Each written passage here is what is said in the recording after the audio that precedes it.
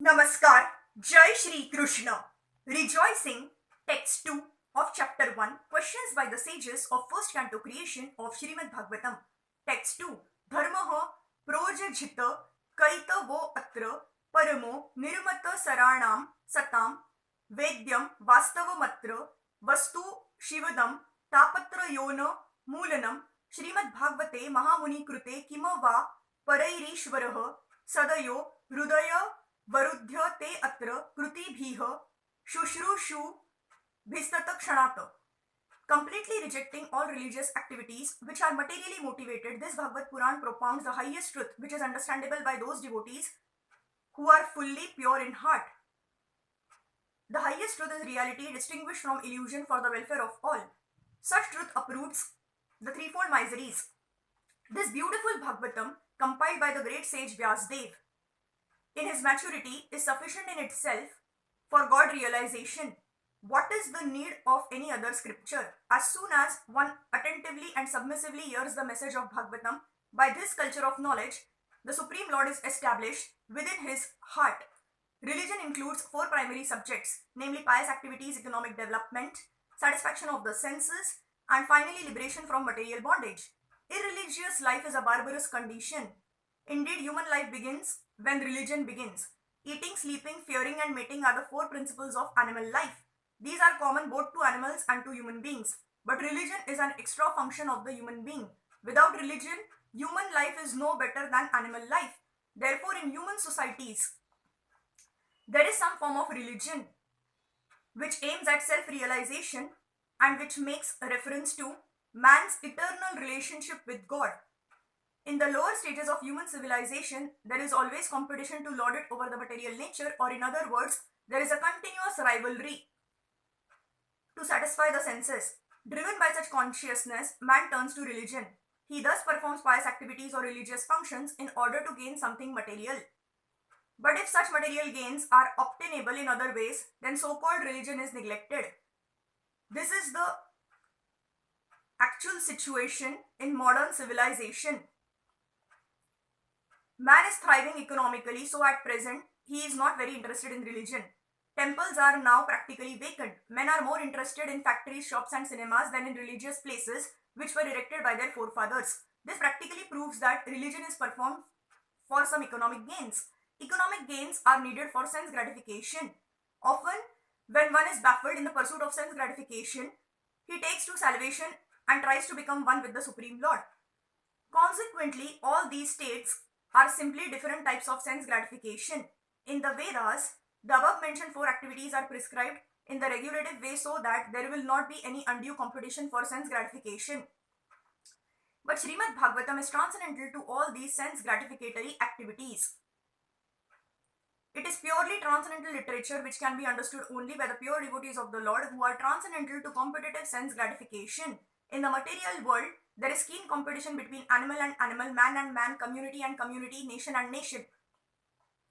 But the devotees of the Lord rise above such competitions. They do not compete with the materialist because they are on the path back to Godhead where life is eternal and blissful. Such transcendentalists are non-envious and pure in heart. In the material world, everyone is envious of everyone else and therefore there is competition. But the transcendental devotees of the Lord are not only free from material envy but are well-wishers to everyone, and they strive to establish a competition-less society with God in the center. The contemporary socialists' conception of a competition-less society is artificial because in the socialist state there is competition for the post of dictator. From the point of view of the Vedas or from the point of view of common human activities, sense gratification is the basis of material life. There are three paths mentioned in the Vedas. One involves fruitive activities to gain promotion to better planets. Another involves worshipping different demigods for promotion to the planets of the demigods, and another involves realizing the absolute truth and his impersonal feature and becoming one with him. The impersonal aspect of the absolute truth is not the highest. Above the impersonal feature is the Paramatma feature, and above this is the personal feature of the absolute truth or Bhagwan. Srimad Bhagavatam gives information about the absolute truth in his personal feature. It is higher than impersonalist literatures and higher than the Jnana Kant division of the Vedas. It is even higher than the Karma Kant division and even higher than the Upasana Kant division because it recommends the worship of the Supreme Personality of Godhead, Lord Shri Krishna. In the Karma Kant division, there is competition to reach heavenly planets for better sense gratification, and there is similar competition in the Jnana Kant and the Upasana Kant. But Srimad Bhagavatam is transcendental to all of these because it aims at the supreme truth, which is the substance or the root of all categories. From Srimad Bhagavatam, one can come to know the substance as well as the categories. The substance is the absolute truth, the Supreme Lord, and all emanations are relative forms of energy. Nothing is apart from the substance, but at the same time, the energies are different from the substance. This conception is not contradictory. Srimad Bhagavatam explicitly promulgates this simultaneously one and different philosophy of the Vedanta Sutra, which begins with the Janmadi Asya Sutra. This knowledge that the energy of the Lord is simultaneously one with and different from the Lord is an answer to the mental speculators' attempt to establish the energy as the absolute. When this knowledge is factually understood, one sees the conceptions of monism and dualism to be imperfect. Development of this transcendental consciousness grounded in the conception of simultaneously one and different leads one immediately to the stage of freedom from the threefold miseries. The threefold miseries are those miseries which arise from the mind and body, those miseries inflicted by other living beings, and those miseries arising from natural catastrophes over which one has no control. Srimad Bhagavatam begins with the surrender of the devotee unto the absolute person. The devotee is fully aware that he is one with the absolute and at the same time in the eternal position of servant to the absolute. In the material conception, one falsely thinks himself the lord of all he surveys, and therefore he is always troubled by the threefold miseries of life. But as soon as one comes to know his real position as transcendental servant, he at once becomes free from all miseries.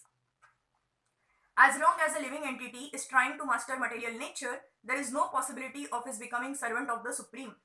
Service to the Lord is rendered in pure consciousness of one's spiritual identity. By service, one is immediately freed from material encumbrances.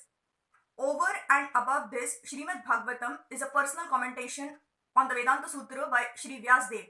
It was written in the maturity of his spiritual life through the mercy of Narad. Shri Vyasadeva is the authorized incarnation of Narayana, the personality of Godhead. Therefore, there is no question as to his authority. He is the author of all other Vedic literatures, yet he recommends the study of Srimad Bhagavatam above all others. In other Puranas, there are different methods set forth by which one can worship the demigods. But in the Bhagavatam, only the Supreme Lord is mentioned. The Supreme Lord is the total body and the demigods are the different parts of the body. Consequently, by worshipping the Supreme Lord, one does not need to worship the demigods. The Supreme Lord becomes fixed in the heart of the devotee immediately. Lord Chaitanya Mahaprabhu had recommended the Srimad Bhagavatam as the spotless Puran and distinguishes it from all other Puranas. The proper method for receiving this transcendental message is to hear it submissively.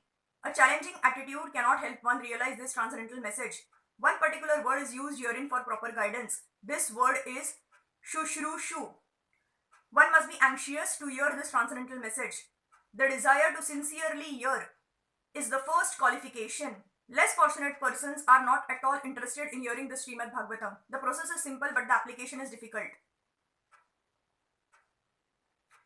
Unfortunate people find enough time to hear idle social and political conversations, but when invited to a meeting of pure devotees to hear Srimad Bhagavatam, suddenly they become reluctant.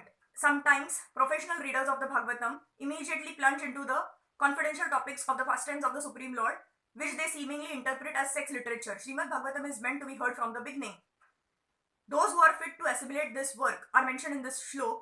One becomes qualified to hear Srimad Bhagavatam after many pious deeds. The intelligent person with thoughtful discretion can be assured by the great sage Vyasadeva that he can realize the Supreme Personality directly by hearing Srimad Bhagavatam.